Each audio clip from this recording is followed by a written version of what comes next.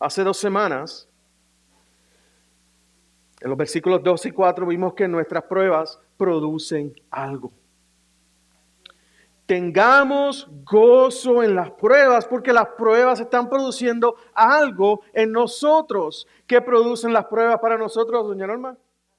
Paciencia. Y la paciencia produce madurez. La semana pasada vimos en los versículos 5 al 8 que para que podamos tener gozo en medio de las pruebas, necesitamos la sabiduría de Dios. Y si te falta sabiduría, pídesela a Dios, quien da a todos abundantemente y sin reproche. Él se deleita en darte sabiduría. En el día de hoy, Santiago nos va a decir cómo aplicar esa sabiduría de Dios en un área particular de nuestras vidas. Santiago introduce el tema de las riquezas y de la pobreza. Y como estamos estudiando la palabra de Dios, les aseguramos que si prestamos atención a las instrucciones de Santiago, si las ponemos en práctica, habrá transformación en nuestras vidas. Seremos libres de los deseos que nos esclavizan. La exhortación de Santiago nos traerá gozo en medio de cualquier circunstancia que estemos pasando, que estemos viviendo en el día de hoy. El título de nuestro mensaje, Joel, nuestra identidad y nuestra fidelidad. Nuestra identidad y nuestra fidelidad. Vamos a estar de pie, vamos a leer Santiago. Quiero comenzar leyendo desde el versículo 1. Santiago 1, versículo 1 al 12. Y dice la palabra del Señor. Santiago, siervo de Dios y del Señor Jesucristo, a las 12 tribus que están en la dispersión, saludos. Tengan por sumo gozo, hermanos míos, cuando se hallen en diversas pruebas, sabiendo que la prueba de su fe produce paciencia, y que la paciencia tenga su perfecto resultado para que sean perfectos y completos sin que nada les falte.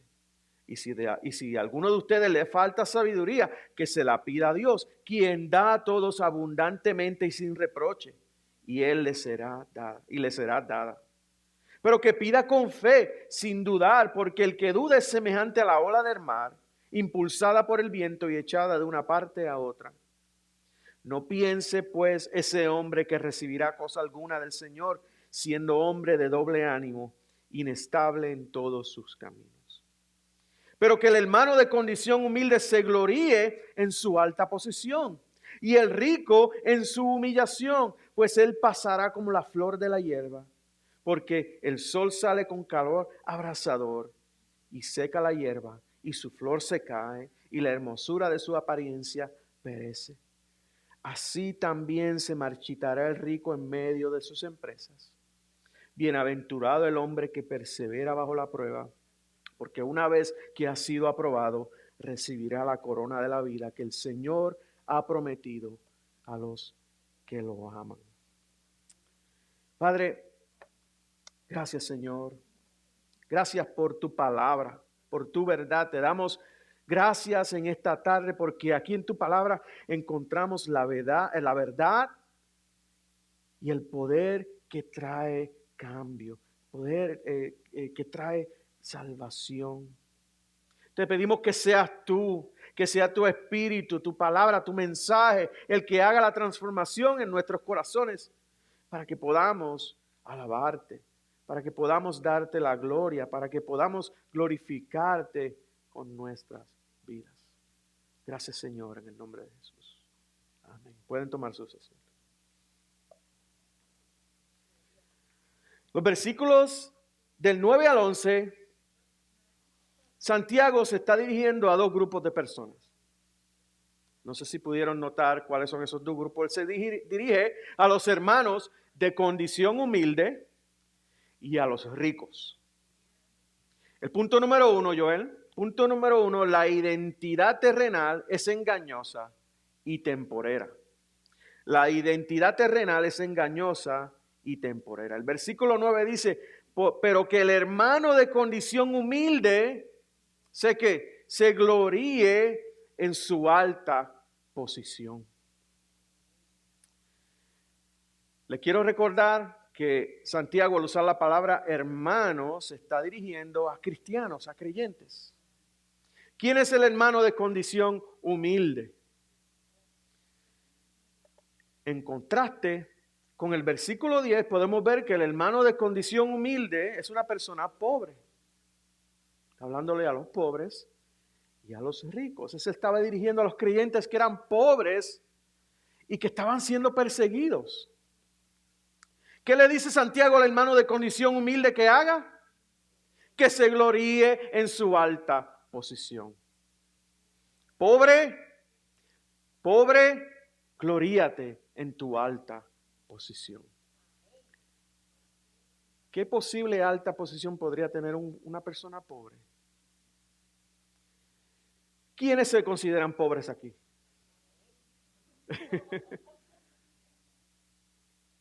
Entonces, el Señor te está hablando en esta tarde. Entonces, si eres pobre, ¿qué debes hacer?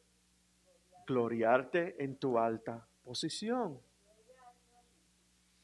¿Qué es gloriarse? Fíjense, el gloriarse usualmente lo vemos como algo malo.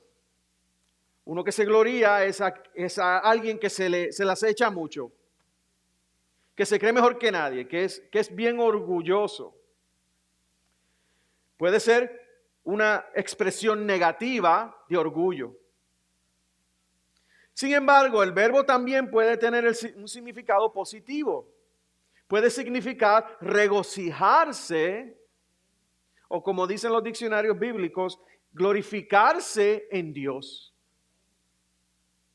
Entonces, todo depende bíblicamente en qué nos gloriamos o en qué nos regocijamos. El pobre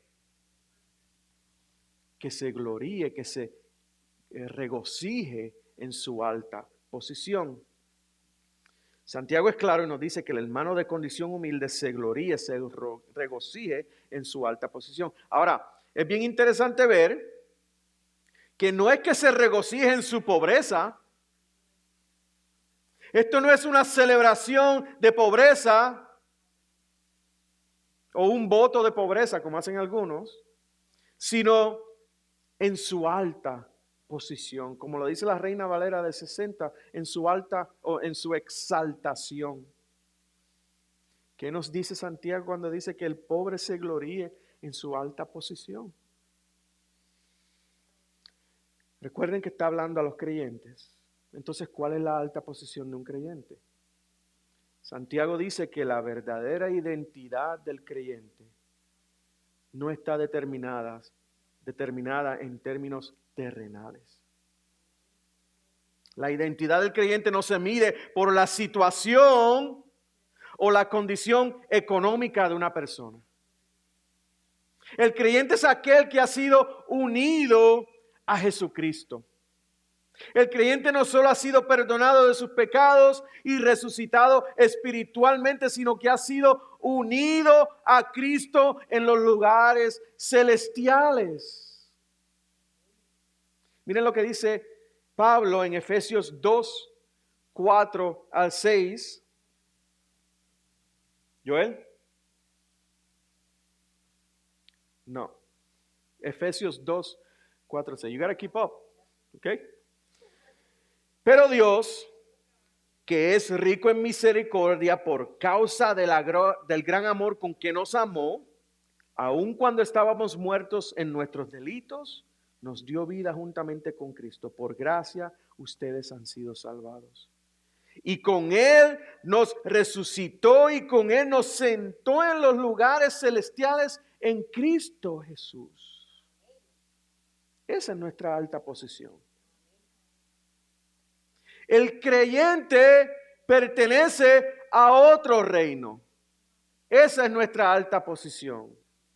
El creyente pertenece al reino celestial, donde actualmente Jesucristo está sentado a la diestra del Padre, reinando con poder y autoridad. Esa es la verdadera identidad del creyente. El creyente pertenece al reino celestial. Por eso dije, con el punto número 1, que la identidad terrenal es engañosa y temporera. ¿Por qué? Porque no dice lo que realmente somos. Tenemos que cuidarnos de no enfocarnos en una identidad terrenal. Cuidarnos de no representar lo que es engañoso o temporero. O lo contrario a nuestra identidad. Gloríate en tu alta posición. Gloríate en tu posición espiritual. Gloríate, regocíjate en tu identidad celestial, porque esa es más valiosa que tu cuenta de banco. Esa es más valiosa que tus posesiones terrenales. Y es más valiosa que tu identidad económica.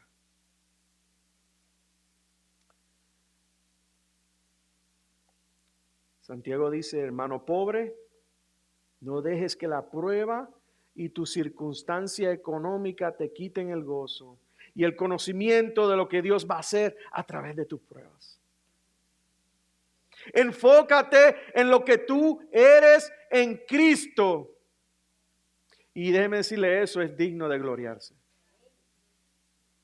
Nuestra identidad, nuestra posición alta es digna de gloriarnos, de regocijarnos. Enfócate en lo que verdaderamente trae gozo y te ayuda a perseverar hasta el fin.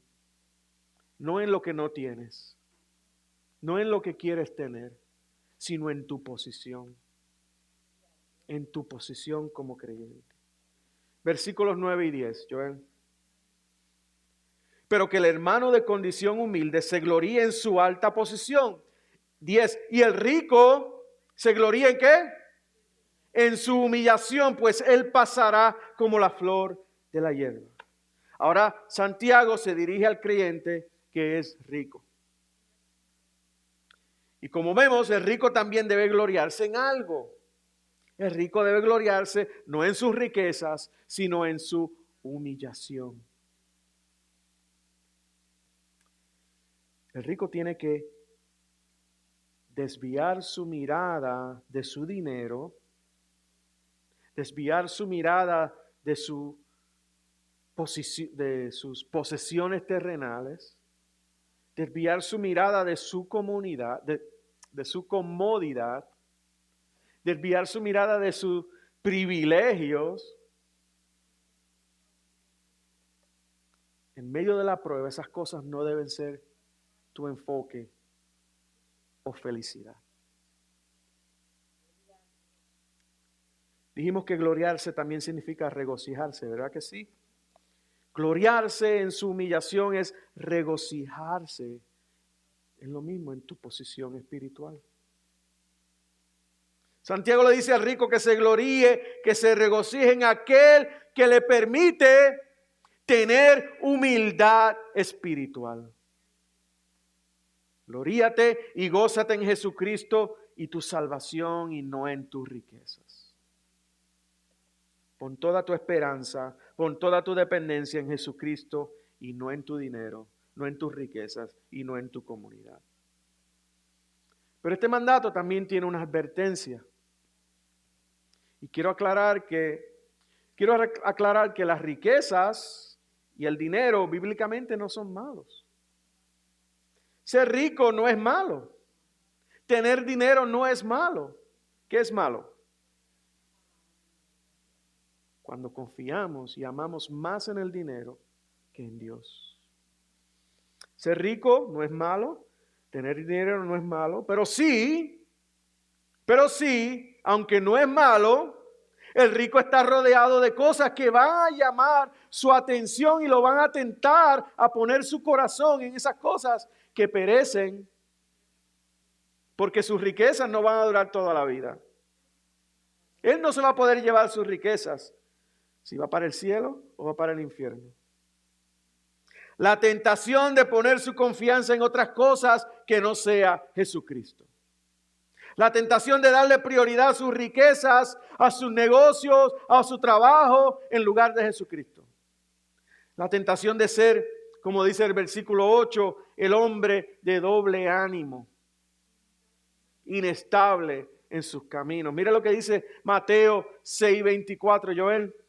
Nadie puede servir a dos señores, porque o aborrecerá a uno y amará al otro, o apreciará a uno y despreciará al otro. Entonces, ustedes no pueden servir a Dios y a las riquezas. Las riquezas no son malas, pero no puede servir a los dos. Dijimos ahorita que todos somos pobres, ¿verdad? ¿Quién levantó la mano? Pero ustedes saben que todos somos ricos. Todos somos ricos. ¿Tengo que decir por qué?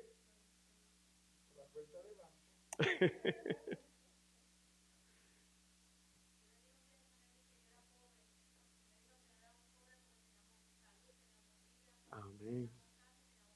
Amén. Amén. Gloria a Dios. Amén. Eso es ser rico.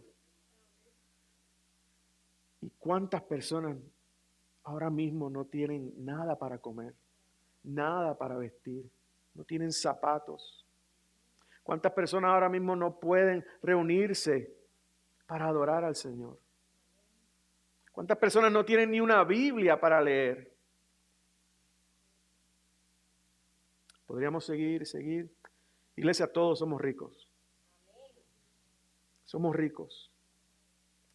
Al final del versículo 10 y el 11 vemos unas ilustraciones que nos dejan ver que la identidad terrenal es engañosa y temporera.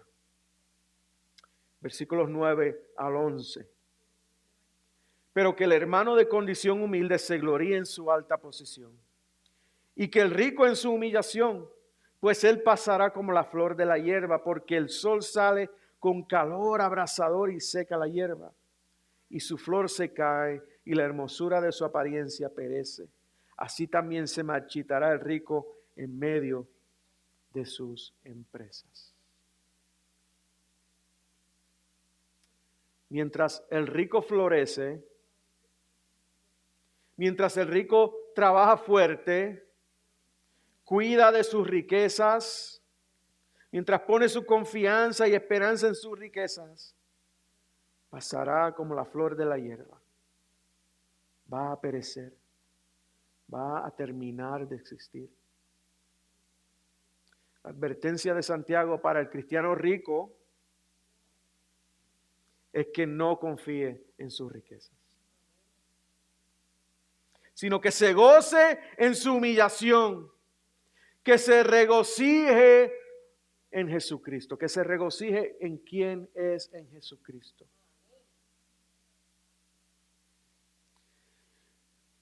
Posiblemente no tengamos mucho dinero. Hay personas que tienen mucho dinero. El Señor los ha bendecido con muchas riquezas. Pero nuestra confianza debe estar en Jesucristo.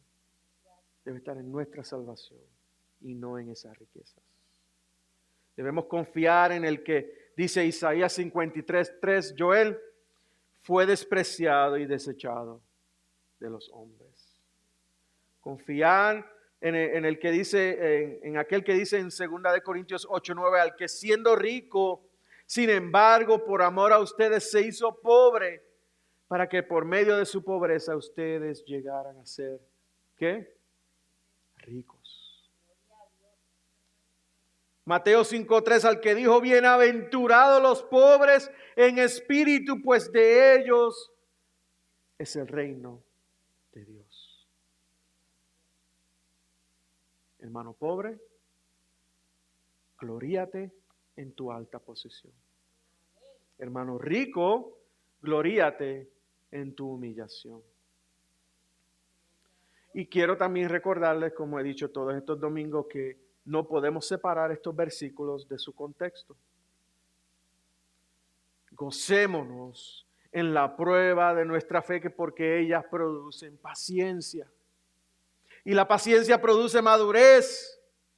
Y si en medio de la prueba necesitamos sabiduría, pidámosla a Dios. Ahora Santiago nos dice que en medio de la prueba hay otra prueba. Porque no es acerca de lo que tenemos o no tenemos. No es acerca de la pobreza o la riqueza. Es acerca de nuestra actitud. Es acerca de nuestra dependencia. ¿En quién dependemos? Es acerca de quiénes somos y lo que está en nuestros corazones. Esto es importante porque las pruebas, las dificultades en nuestras vidas, seamos ricos, seamos pobres, hacen dos cosas en nuestras vidas. Las pruebas hacen dos cosas en nuestras vidas. Las pruebas revelan y las pruebas perfeccionan. Las pruebas revelan y perfeccionan. Toda prueba revela algo de nosotros. Y toda prueba perfecciona algo de nosotros. Las pruebas revelan la realidad de quiénes somos. Ellas revelan nuestros corazones. Ellas revelan lo que amamos. Ellas revelan en dónde ponemos nuestra confianza y nuestra esperanza. Las pruebas también perfeccionan, porque Dios las usa para que crezcamos, para corregirnos y moldearnos más y más a la imagen de Jesucristo. Y todo lo que Santiago ha estado hablando sobre las pruebas, lo que hemos visto en los versículos 2 al 8 y lo que vemos hoy en los versículos del 9 al 12 son una prueba dentro de las pruebas. Es como si yo te dijera, dentro de tu prueba, dentro de tu dificultad, Dios te está probando. Dios nos está probando en medio de nuestras pruebas. Dios te está probando ya sea por la pobreza o la riqueza. Dios te está probando ya sea por la necesidad o la prosperidad. Iglesia, si en este momento, si hoy no tienes el dinero para suplir una necesidad, si no tienes el dinero para comprar comida, para comprar ropa, Dios te está probando. Si se te daña el carro y no tienes dinero para comprar uno nuevo o para arreglarlo, Dios te está probando. Cuando recibes un aumento en el trabajo, Dios te está probando. Cuando sales de compras, Dios te está probando. Ya sea en necesidad o prosperidad, Dios te está probando. Y aunque la prueba sea diferente para todos nosotros, el mandato es el mismo. El mandato es el mismo. Ya sea en tu condición humilde, gloríate, gózate en Jesucristo que te ha puesto en una posición alta. Ya sea que eres rico, gloríate, gózate en Jesucristo que se humilló y se hizo pobre por ti. Y aunque sabemos que las pruebas son inevitables en nuestras vidas, sabemos que las pruebas no las podemos evitar, van a venir pruebas a nuestras vidas. De algo podemos estar seguros, iglesia. De algo podemos estar seguros. Jesucristo viene por segunda vez. Jesucristo viene por segunda vez. Podemos estar seguros que después de la venida de Jesús, lo que se conoce como riquezas aquí en la tierra no van a ser riquezas más.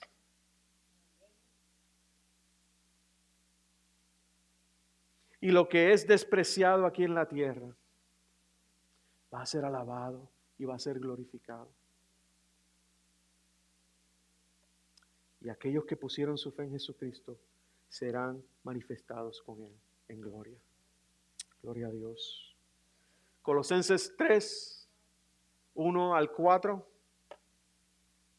Dice, si ustedes pues han resucitado con Cristo, busquen las cosas de arriba, donde está Cristo sentado a la diestra de Dios. Pongan la mira en las cosas de arriba, no en las de la tierra, porque ustedes han muerto y su vida está escondida con Cristo en Dios. Cuando Cristo, nuestra vida, sea manifestado, entonces ustedes también serán manifestados con Él en gloria. Recuerden, iglesia, nuestra identidad terrenal es engañosa y temporera. Punto número 2, Joel. Nuestra fidelidad terrenal será premiada. Nuestra fidelidad terrenal será premiada. Santiago, como habíamos dicho que Santiago era el líder de la iglesia en Jerusalén, y como buen pastor y como buen líder de la iglesia, comienza con una advertencia y termina con una promesa.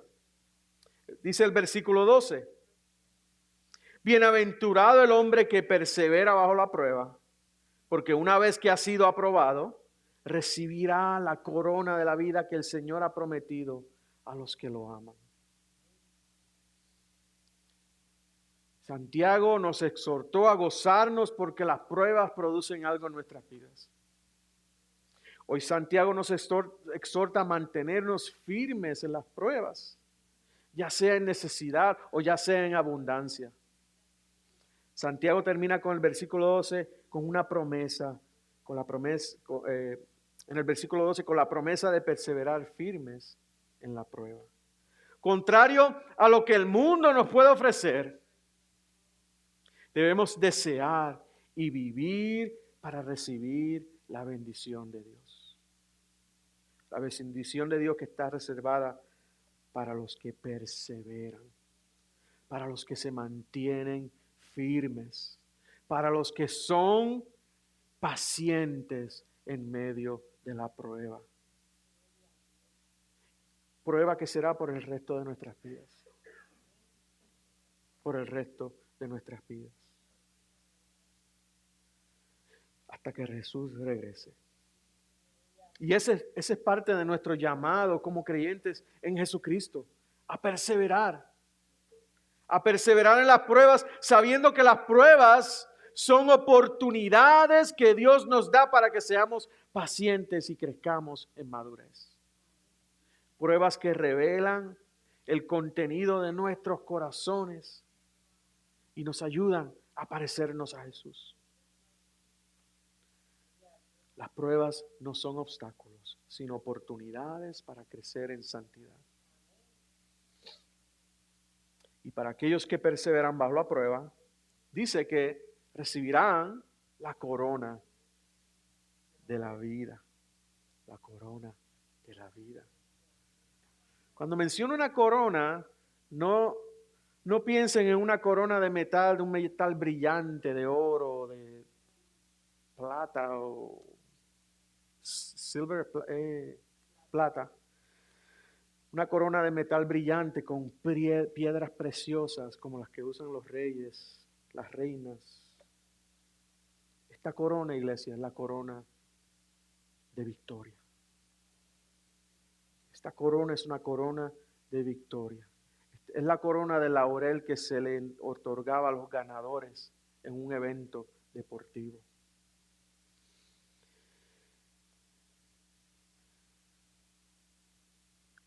Quiero terminar diciendo, iglesia, a nosotros nos espera la victoria. Nos espera la victoria. Parece difícil la carrera. Parece como si estuviéramos perdiendo la carrera. Iglesia, la victoria es segura. ¿Cuál es el premio final? Vida. Vida espiritual. Vida eterna. Vida eterna. Pero nuestras vidas, nuestras decisiones Nuestras acciones, nuestros sacrificios y nuestra fidelidad importan y testifican de quiénes somos en Jesucristo. Perseverar hasta el final, iglesia, es evidencia de que Jesucristo te ha puesto en una posición alta. De que Jesucristo se humilló y se hizo pobre por ti para que te puedas gozarte en tu humillación. Podemos perseverar hasta el final porque Dios está trabajando en nosotros.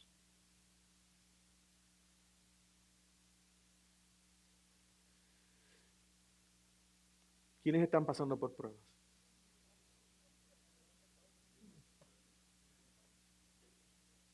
No te rindas. Mantente firme.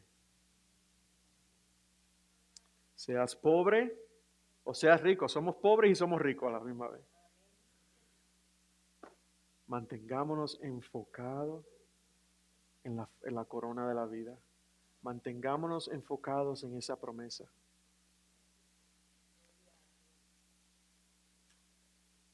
El versículo 12 dice, bienaventurado el hombre que persevera bajo la prueba, porque una vez que ha sido aprobado, recibirá la corona de la vida que el Señor ha prometido a los que lo aman. Promesa para los que aman a Dios. Como decía Carlos, promesa para los que aman a Dios porque Él los amó primero. Promesa de vida, promesa de gozo, promesa de bendición para siempre. Y todo, iglesia, por su gracia y para su gloria. No tengamos miedo de perseverar. No tengamos miedo de perseverar. No nos rindamos. Sabemos que vamos a recibir la corona de la vida. Estemos de pie para orar y adorar al Señor. Mientras oramos y mientras adoramos al Señor, gózate en tu alta posición. Gózate en tu humillación. Piensa quién tú eres en Jesucristo. Piensa en lo que Él hizo por ti. Cuando salgamos por esas puertas, como dijimos, nos vamos a encontrar con muchas pruebas. Pruebas dentro de pruebas. Ya sea en abundancia o en pobreza. Vamos a ser probados. Gocémonos en nuestra posición alta. Gocémonos en nuestra humillación. Padre, gracias, Señor. Estoy humillado delante de ti, Señor, por tu palabra. Gracias, Señor, por lo que tú hiciste por nosotros, Señor. Éramos enemigos tuyos. Tú tomaste la iniciativa, nos amaste para que hoy pudiéramos amarte. Diste a tu Hijo Jesucristo para que viviera una vida perfecta, para que muriera en la cruz, para que resucitara al tercer día y estuviera ante tu presencia en esta tarde, en este momento.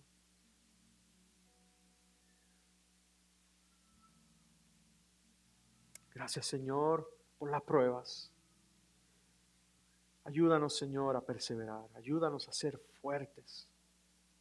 Pensando, Señor, quiénes somos en Jesucristo. Pensando en esa corona de vida. Recordando que vamos a ser victoriosos. No porque la prueba se haya terminado, sino porque tú eres nuestro Dios y nuestro Rey. Gracias te damos en el nombre de Jesús.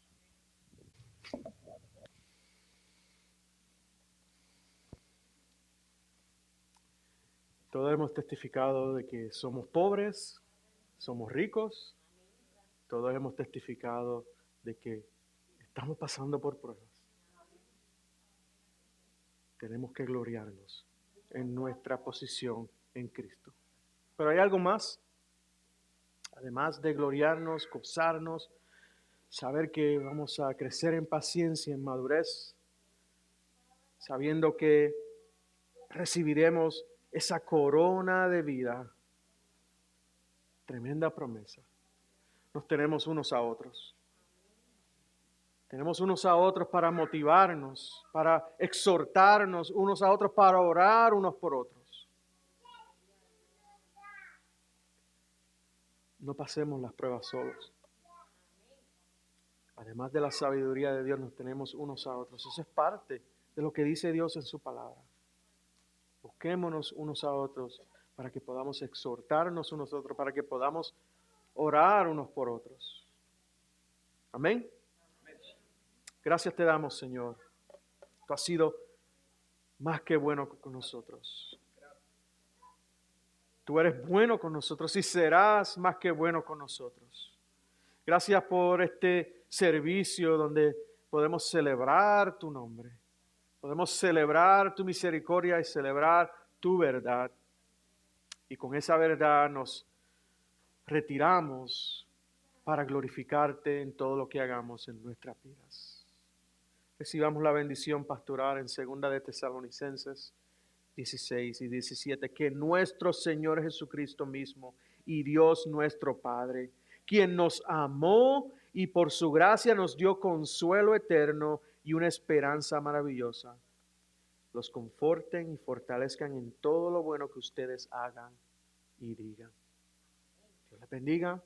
Y la iglesia morada de Dios dice...